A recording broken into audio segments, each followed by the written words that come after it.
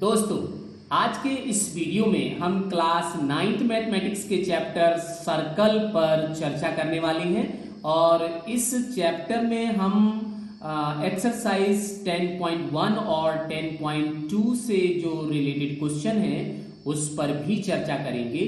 तो आइए हमारे इस वीडियो का आनंद उठाइए और किस तरह से ये पूरी तरह से डिफाइंड होता है तो उस विषय में हम लोग यहाँ पे जानेंगे। तो अगर हम सर्कल को डिफाइन करना चाहें तो यहाँ पर सर्कल के कई सारे डेफिनेशंस हैं। तो उनमें से एक डेफिनेशन है the locus of a point which moves in a plane in such a manner that its diameter from a given fixed point is always constant. Okay, I want to tell you once again, मैंने diameter से distance, the locus of a point, I want to tell you once again, the locus of a point, locus का मतलब एक point का जो movement है वो इस तरह का है कि वो इस तरह मूव करता है that in a plane such a manner that its distance from a fixed point is always constant. So this locus is known as a circle. तो लोकस का मतलब होता है मूवमेंट। समझना मेरी बात को, एक ये पॉइंट है। हाँ जी, बोलिए, tell you what you want. चलिए आगे बढ़ते हैं। कोई बच्चा कुछ पूछना चाह रहा था फिर नहीं पूछा, तो मैं ये बताना चाह रहा था कि मान लो ये एक पॉइंट है और यहां पर ये एक दूसरा पॉइंट है। ये पॉइंट आपका फिक्स है, ये पॉइंट आपका फिक्स है और ये पॉइंट आपका है जो मूवमेंट करेगा। तो वो कह रहा है कि इस पॉइंट को ऐसे मूव करना है कि इस पॉइंट से हर जगह पर डिस्टेंस सेम हो। तो देखिए इस तरह से ये पॉइंट मूव कर रहा है, that is movement of this point. So this movement is known as locus. इस तरह से मूव करेगा और ये ऐसे यहां पे आएगा। तो आप देख रहे हो कि ये जो डायग्राम बन गया, this is known as the circle. तो यहाँ पे सर्कल के विषय में आप पहले से जानते थे, लेकिन इसका डेफिनेशन अभी तक आप नहीं जानते थे कि इसको डिफाइंड कैसे करना है। तो लोकस का मतलब होता है कि पॉइंट का मूवमेंट। ओके, जो मैंने एक नया वर्ड यूज कर दिया लोकस, तो लोकस होता क्या है ये भी जानो। Locus means movement. तो आपका पॉइंट यहाँ पे था और यहां से इसने मूवमेंट स्टार्ट किया और फिर इसी जगह पे आ गया। लेकिन इसके मूवमेंट का एक खास जो स्पेशलिटी थी, वो स्पेशलिटी ये थी कि जो ये फिक्स्ड पॉइंट है, इस फिक्स्ड पॉइंट से यहां कहीं भी देखेंगे तो वहां पर इसका डिस्टेंस सेम है। तो ऐसे लोकस को हम कहेंगे सर्कल। ओके, तो मैंने डेफिनेशन साइट आपको दिया है, आप गूगल क्लासरूम पे जो वर्क असाइन दिया वहां पे दिया हुआ आप देख सकते हैं।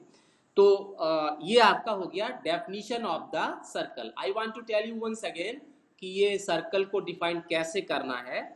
The locus of a point which moves in a plane. Let us this blackboard is a plane. Okay, so the locus of a point which moves in a plane in such a manner that its distance from a given fixed point is always constant.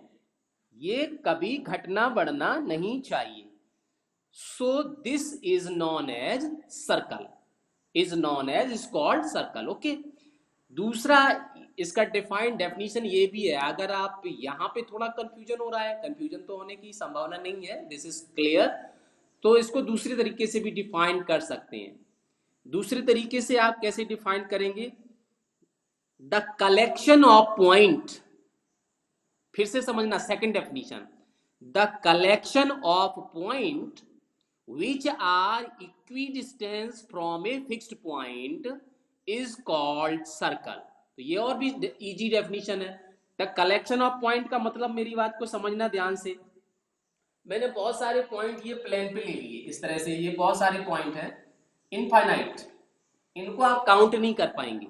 अब ये point का हमने collection ऐसे किया कि ये fixed point है, इस फिक्स्ड पॉइंट से सभी पॉइंटों का जो डिस्टेंस है वो आपका एकदम फिक्स्ड है, कांस्टेंट है, सेम है, ये आपका फिक्स्ड पॉइंट है। तो आपका देखिए ये दूसरा डेफिनेशन आ गया सर्कल का। यहाँ पे कितने पॉइंट है? इन्फानाइट, पता नहीं कितने पॉइंट है। तो इन पॉइंटों का कलेक्शन मैंने इस तरह से किया कि ये जो फिक्स्ड पॉइंट है वहां से इसका डिस्टेंस एकदम सेम है, तो इसको भी हम कहेंगे सर्कल। तो डेफिनेशन इसको मैंने कैसे डिफाइन किया? The collection of points which are equidistance from the fixed point is known as circle. तो ये दूसरा डेफिनेशन हो गया। तो चलिए ये तो डेफिनेशन हुआ सर्कल का। अब इसके आगे देखिए क्या क्या चीजें आती जाती हैं जो आप पहले से भी जानते हो। सॉरी। तो यहाँ पे जो फिक्स्ड पॉइंट है, इस फिक्स्ड पॉइंट को हम क्या कहेंगे? रेडियस। फिक्स्ड पॉइंट जो आपका हो जाएगा वो आपका हो जाएगा centre of the circle, centre of circle. तो यहां पे इसको हमने नाम दे दिया O। तो ये O हो गया आपका सेंटर। अब हमने इस सेंटर से कोई भी लाइन सेट टच कर रहा है, इसका नाम दिया OA। तो हम क्या ये OA क्या हो जाएगा? रेडियस। अगर हम रेडियस को भी डिफाइन करना चाहें तो क्या हो जाएगा? The distance from the centre of any point of a circle is known as radius of the circle। Means circle के किसी भी पॉइंट से, कोई भी एक सिंगल पॉइंट ले लो, उसका सेंटर से जो डिस्टेंस होता है वो आपका होता है रेडियस। और रेडियस को always we will denoted by R. R radius, R से लिखा जाता है रेडियस, तो इसीलिए आर हो गया। तो आपका यहां पे हो जाएगा ओ ए। OA, this is the radius of the circle।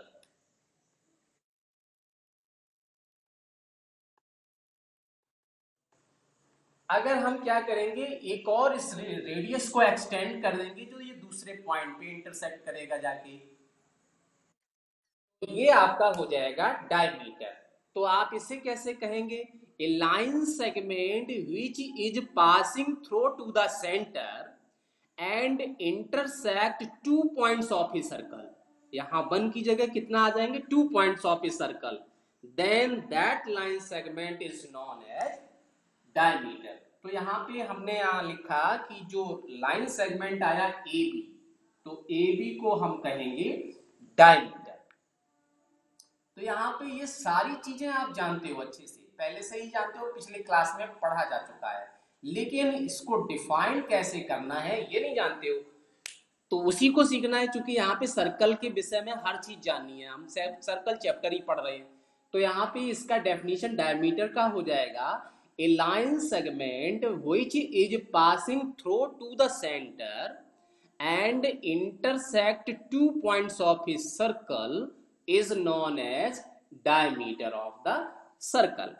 अब इसके बाद में अगर हम और आगे बढ़े तो यहाँ पे ये हमने ये पार्ट ले लिया, ये कोई रेड आप ये देख रहे हैं, तो इस पार्ट को हम क्या कहेंगे? This is arc of the circle. इतना पार्ट हो जाएगा आर्क, ठीक है। और अगर हम इस आर्क के एंड पॉइंट को अगर हम सेंटर से ज्वाइन कर देंगे तो ये एक पार्ट हो गया, इसको हम कहेंगे सेक्टर। अब यहां पे भी ध्यान देना कि जो आर्क है, ये आर्क भी दो टाइप का आर्क होगा। एक तो होगा आपका ये, इसको हम कहेंगे माइनर आर्क, जो रेड कलर में है ये है माइनर आर्क, और जो ब्लैक है पूरा ये आपका हो जाएगा मेजर आर्क।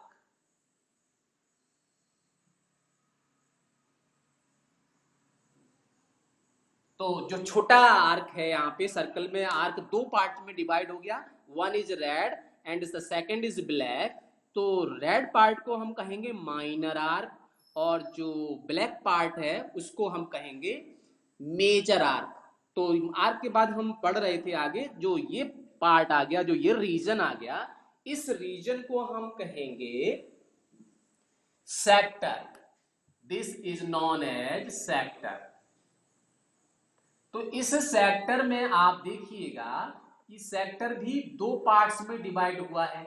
अगर हम इसको थोड़ी देर के लिए हटा दें तो आप देखिए, this is divide in two parts. तो इस टू पार्ट्स को हम कहेंगे minor sector and major sector. तो ये आपका हो जाएगा माइनर सेक्टर, और इस पार्ट को हम कहेंगे मेजर सेक्टर। ठीक है, ये होल पार्ट जितना ब्लैक पार्ट है। तो अगर हम यहाँ पे सेक्टर को डिफाइन करें तो सेक्टर को डिफाइन कैसे करेंगे? Sector, what is the sector? How can you define the sector? Yes, you can define it. That is the region, आप लिखेंगे द रीजन enclosed by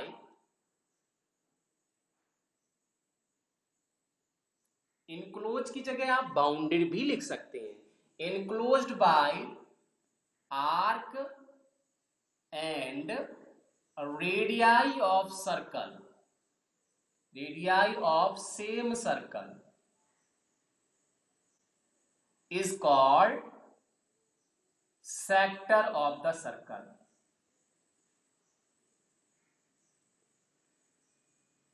तो ये सेक्टर का डेफिनेशन हो गया। Radii, radii means this is the plural of radius. जब हम radius का बहुवचन लिखेंगे, रेडियाई का मतलब एक से ज्यादा रेडियस। तो आप देखो यहाँ पे, अगर हम इसका नाम सी दे दें तो ओसी और OA, these are two radius of this circle. So OA, OC भी रेडियस हुआ और ओए भी रेडियस हुआ। तो दोनों रेडियस को हम मिला के कहेंगे radii, radii of same circle. एक ही सर्कल की दो रेडियस। तो दो रेडियस के बीच में और आर्क के बीच का जो रीजन है उनको हम कहेंगे माइनर सेक्टर। तो ये आपका हो गया माइनर सेक्टर। और इसी तरह से यहां भी दो रेडियस है और ये आर्क है, तो इसको हम कहेंगे मेजर सेक्टर। अब इसके बाद में अगर हम और आगे बढ़ते हैं, तो अभी इसकी कहानी खत्म नहीं हुई, आगे बढ़ते हैं। Next is the segment.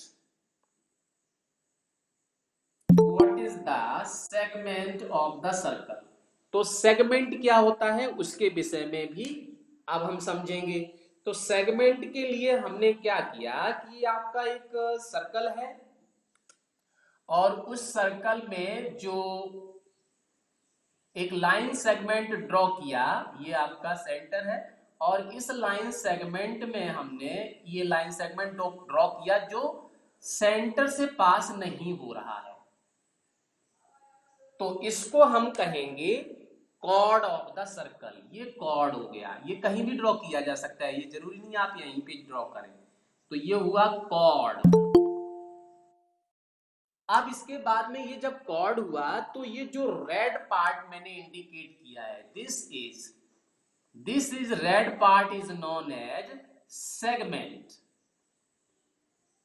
अब ये सेगमेंट भी तो हो गए, ये छोटा सेगमेंट और ये ऊपर इसके बड़ा सेगमेंट, तो इसको हम कहेंगे माइनर सेगमेंट। और इधर पे ये आपका हो जाएगा मेजर सेगमेंट। ठीक है, और ये आपका जो बीच में पॉइंट है वो है आपका सर्कल का सेंटर। तो इसको कहेंगे हम लोग सेगमेंट। अब अगर हम इसे डिफाइन करेंगे तो डेफिनेशन क्या होगा? The region bounded by arc and a chord of a circle is called segment. लिखेंगे the reason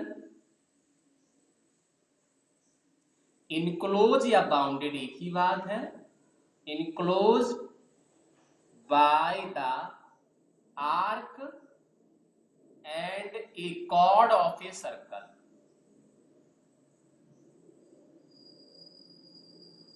is called segment of the circle. तो ये सेगमेंट हो गया। जो नई चीजें हैं, आप सेक्टर और सेगमेंट के विषय में आप देख रहे हैं। तो सेगमेंट भी 2 टाइप्स के हो गए और सेक्टर भी 2 टाइप्स के हो गए। अब इसके बाद में आगे बढ़ेंगे तो यहां पर जो इसके अंदर का पार्ट है उसको हम कहते हैं इंटीरियर रीजन, ठीक है। और दूसरा जो पार्ट है जिस पे आपकी ये लाइन ड्रॉ की हुई है उसको हम कहेंगे सरकमफ्रेंस। सरकमफ्रेंस के विषय में भी आप पहले से ही जानते थे कि सरकमफ्रेंस क्या होता है। Circumference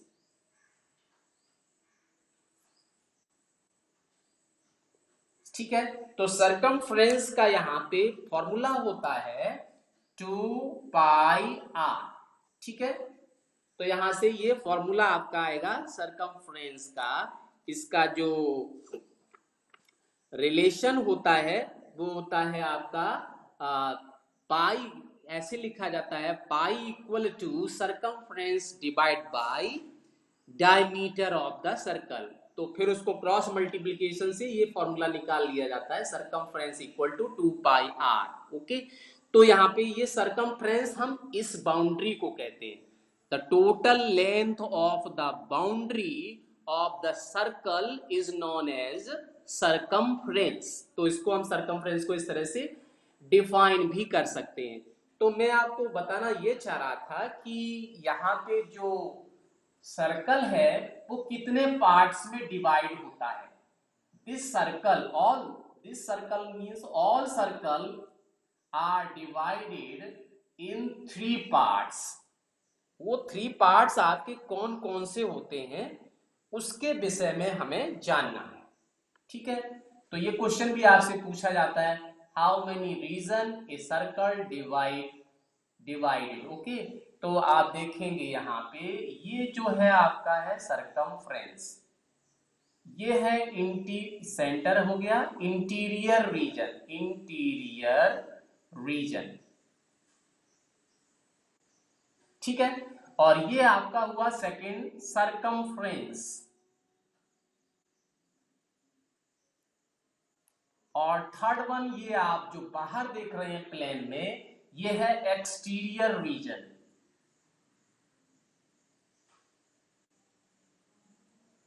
So there are 3 parts of a circle: interior region, circumference and the exterior of the region। तो कोई भी सर्कल जो प्लेन में है वो उस प्लेन को 3 पार्ट्स में डिवाइड करता है। First part interior region of a circle, second one is the circumference and third one is the exterior region of the circle. तो आपसे क्वेश्चन ये पूछा जाता है, एग्जाम में भी पूछा जाता है, how many a circle divide the plane, how many parts. तो आपका आंसर होगा 3 पार्ट्स। कोई भी प्लेन एक सर्कल कितने पार्ट्स में डिवाइड करता है। तो आप 2 नहीं लिख सकते हो, क्या एक हो गया इंटीरियर एक हो गया exterior, no. Third one is the circumference also, जहां पे वो आपका सरकमफ्रेंस बना हुआ है वो भी आपका एक पार्ट होगा। तो उसको हम कहेंगे सरकमफ्रेंस ऑफ द सर्कल और इसके पार्ट हो जाएंगे 3 parts. Okay, so these are the basic concept regarding the circle. तो सर्कल के विषय में इतनी ही चीजें होती हैं। और उसके बीच में फिर आपका एक और वर्ड आता है कॉन्सेंट्रिक सेंटर।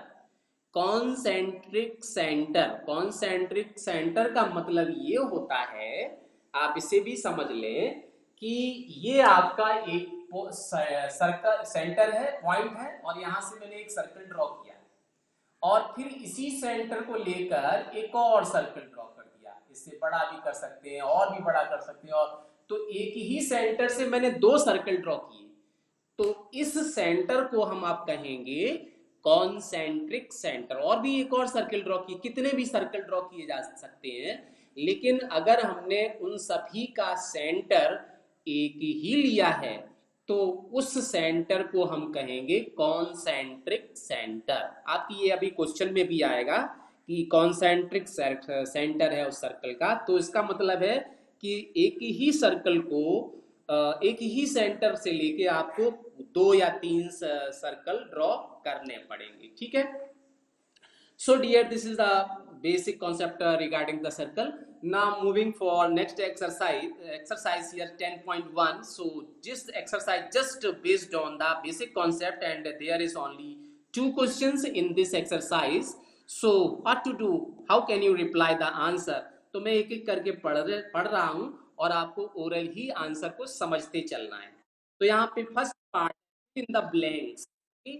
तो the centre of a circle lie in, और इसके बाद लिखा ऑफ द सर्कल।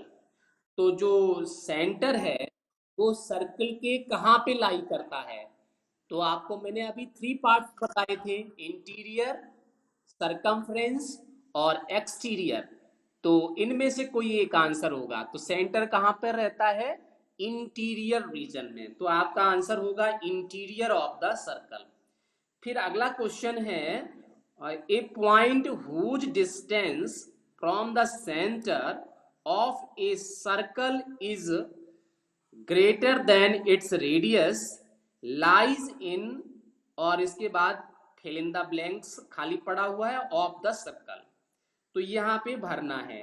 तो एक बार फिर से बता दूं, a point whose distance from the centre of a circle is greater than its radius. Radius से जिस लाइन सेगमेंट का लेंथ बड़ा है उसको आप क्या कहेंगे? तो वो मतलब कहाँ जाएगा? अंदर ही रहेगा या एक्सटीरियर हो जाएगा? आप एक बार मेरी बात को समझना, ये क्वेश्चन क्या पूछ रहा है। सेंटर से एक लाइन को ड्रॉ किया इस तरह से, और ये रेडियस से ज्यादा हो गया, तो बताइए कि वो पॉइंट कहां पे होगा? तो आंसर हो गया, ये पॉइंट कहां पर आ गया? एक्सटीरियर। तो आंसर हो जाएगा एक्सटीरियर। रेडियस से ज्यादा मीन्स आप खींचते चले जाइए आगे तक, क्योंकि यहां तक रेडियस होता है। रेडियस से ज्यादा करना है तो कहीं भी हो सकता है। तो इस पॉइंट को फिर क्या कहेंगे? कहां पे होगा? एक्सटीरियर। फिर कहता है longest chord of a circle is A of the circle. जो लॉन्गेस्ट कॉर्ड है, ये कॉर्ड है, और मतलब कोई भी लाइन सेगमेंट जो सर्कल के अंदर है वो कॉर्ड होती है। तो सबसे लंबी कॉर्ड कहां से होगी? कौन सी होगी? जो सेंटर से पास होगी। ये आपका, अगर हम यहाँ पे एक कॉर्ड थ्रू खींच लें और ये सेंटर से पास होती हुई चली जाए, तो इसको हम क्या कहेंगे? Longest chord of a circle. सबसे लंबी कॉर्ड केवल और केवल वही होगी जो सेंटर से पास होगी। इसके बाद अगला क्वेश्चन है, एन आर्क इज ए, फिर fill in the blank, when its end are the ends of a diameter. समझना, एक बहुत अच्छा क्वेश्चन है ये, कि एक आर्क है और उस आर्क का एंड पॉइंट डायमीटर है। ये डायमीटर है और एक ये आर्क है। तो इसका आर्क का एंड पॉइंट यहां है और एंड पॉइंट यहां है। तो फिर ये क्या बन गया? ये पूछ रहा है कि क्या होगा, इसको क्या कहेंगे? Yes, your answer is 100% correct. ये हो जाएगा सेमी सर्कल। इसके बाद फिर अगला क्वेश्चन है, segment of a circle is the region between. Segment की बात कर रहा है जो मैं ये बता रहा हूं। Segment of a circle is the region between an arc and fill in the blanks of the circle. तो आर्क और किससे घिरा हुआ है? कॉर्ड से। तो आपका आंसर हो जाएगा कॉर्ड। फिर अगला क्वेश्चन नंबर 6 है, a circle divide the plane on which it lies in how many parts. Fill in the blanks है, कितने पार्ट्स में ये सर्कल प्लेन को डिवाइड करता है? तो अभी मैंने बताया देयर आर 3 पार्ट्स, तो यहाँ पे आप लिखेंगे 3 पार्ट्स। इसके बाद एक अगला क्वेश्चन और है 2 नंबर का। तो क्वेश्चन नंबर 2 क्या है? Question number 2 true and false है। ट्रू एंड फॉल्स में आपको क्या बताना है? ट्रू एंड फॉल्स में आपका क्वेश्चन है, first line segment joining the centre to any point on the circle is a radius of the circle. line segment joining the center to any point on the circle is a radius of the circle। Means centre और circle के किसी भी point को मिलाने वाली line को radius कहा जाता है। यस इट इज ट्रू, यही तो रेडियस होता ही है, तो ये ट्रू हो गया। इसके बाद फिर क्या है, a circle has only finite number of equal chords. ये कह रहा है कि कोई भी सर्कल के फाइनाइट कॉर्ड्स होते हैं जो इक्वल होते हैं। तो मैं आपको बताता चलूं कि कॉर्ड तो इनफाइनाइट होते हैं, किसी भी सर्कल में आप चाहे जितने कॉर्ड खींच डालो आपके अनकाउंटेबल हो जाएंगे, काउंटलेस हो जाएंगे, लेकिन वो कहता है इक्वल कॉर्ड कितने होंगे। So there are only 2 equal chords. ठीक है, तो ये क्या कह रहा था, a circle has only finite number of equal chords, तो केवल और केवल 2 ही हो सकते हैं। तो ये स्टेटमेंट्स आपका हो जाएगा। हाँ, ये 2 कैसे हो, एक यहाँ पर आप ड्रॉ करेंगे एक यहाँ पे, तो वो इक्वल हो गए। फिर आपने एक यहाँ ड्रॉ किया एक यहाँ पे, तो वो भी इक्वल हो गया। मीन्स इक्वल डिस्टेंस पे जितने कॉर्ड होंगे वो सारे के सारे इक्वल होंगे। तो यहाँ पे ये कह रहा है फाइनाइट नंबर ऑफ, तो फाइनाइट नहीं होंगे, कितने हो जाएंगे, इनफाइनाइट हो जाएंगे। आप जितने यहाँ पे कॉर्ड खींचते चले जाओगे वो सब इक्वल होते चले जाएंगे। यहाँ खींचोगे छोटा सा, यहाँ छोटा सा, इक्वल हो गया। यहाँ बड़ा सा, यहाँ बड़ा सा, वो भी इक्वल हो गया। फिर यहाँ पे एक और, यहाँ पे एक और, वो भी इधर खींच दिया तो वो भी इक्वल। मीन्स कितने होंगे, इनफाइनाइट, जितने कॉर्ड आप ड्रॉ कर सकते हो वो सारे इक्वल होंगे। तो ये स्टेटमेंट आपका फॉल्स हो गया। इसके बाद क्वेश्चन नंबर 3 है, if a circle is divided into 3 equal arc, each is a major arc. तो मैंने आपको बताया था अभी आर्क ड्रॉ करके कि जो आपको ये कह रहा है, मेरे क्वेश्चन को समझना कि जो क्वेश्चन है उसमें 3 इक्वल आर्क है, एक आर्क ये है और एक आर्क ये है और एक आर्क ये तीनों आर्क इक्वल है। तो कह रहा है कि इसमें से एक आर्क मेजर होगी, तो ये तो गलत हो गया। तीनों आर्क जब इक्वल हैं तो कोई भी पार्ट मेजर नहीं होगा, सभी बराबर होंगे, सभी इक्वल होंगे। तो ये आपका स्टेटमेंट फॉल्स हो जाएगा। ये कह रहा था if a circle is divided into 3 equal arc, each is a major arc. No, not each is a major, major तो बड़ी वाले को कहते हैं, तो यहाँ बड़ा कोई नहीं है, सभी जब इक्वल ही है तो वो सारे के सारे बराबर होंगे। तो ये फॉल्स हो गया। अगला क्वेश्चन है, a chord of a circle which is twice as long as its radius is a diameter of the circle. Means diameter of a circle is twice of radius. हाँ, ये तो फॉर्मूला है, तो this is true, ये तो true हो गया। इसके बाद अगला क्वेश्चन नंबर है, sector is the region between the chord and its corresponding arc. तो देखो सेक्टर तो आपका ये होता है, तो आप देखो ये सेक्टर किसके बीच का रीजन है, कॉर्ड के बीच का रीजन है या फिर रेडियस के बीच का रीजन है। तो ये तो रेडियस का रीजन है, और यहाँ पे ये लिख रहा है this is the region between chord and corresponding arc, तो कॉर्ड लगा दिया।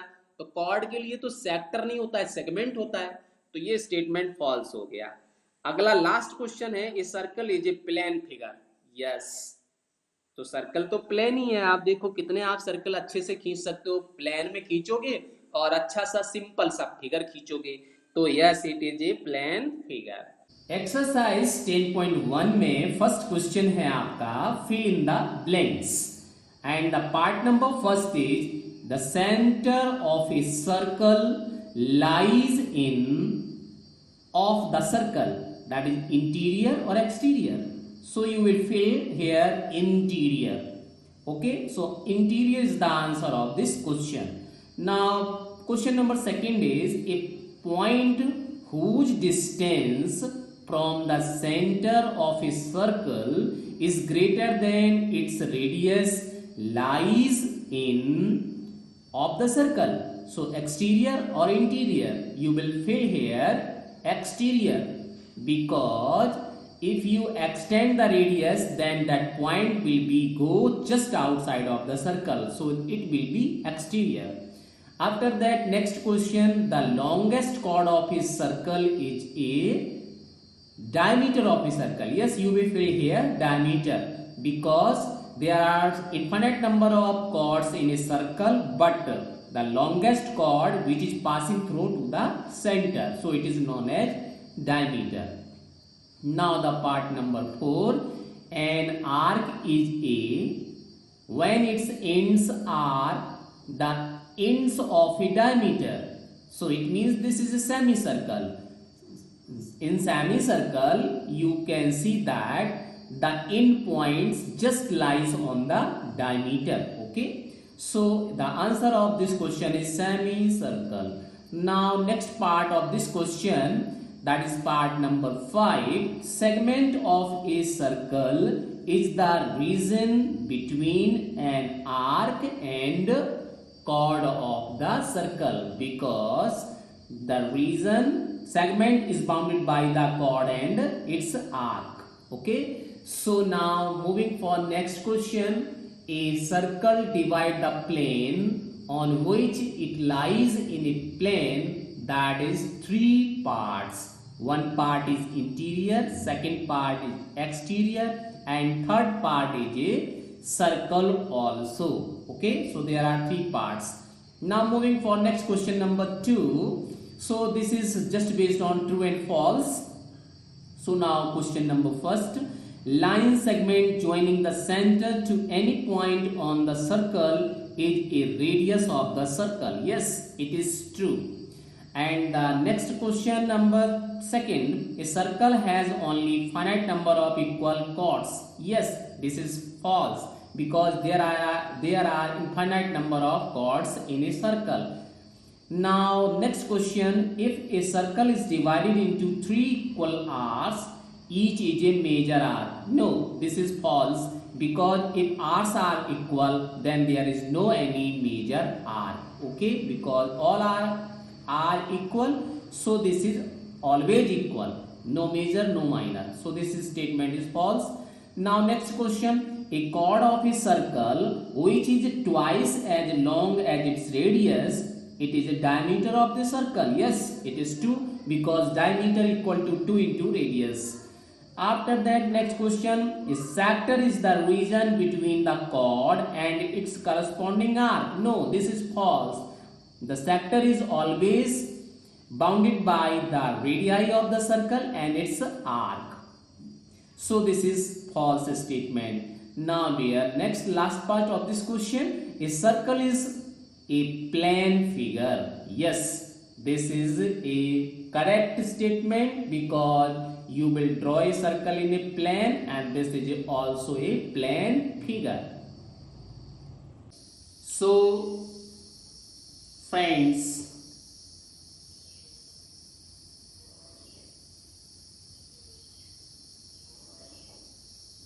so thank you friends to watching my video up to last, and don't forget to like, share and comment it, and subscribe my channel for getting first of all my video. Thank you once again.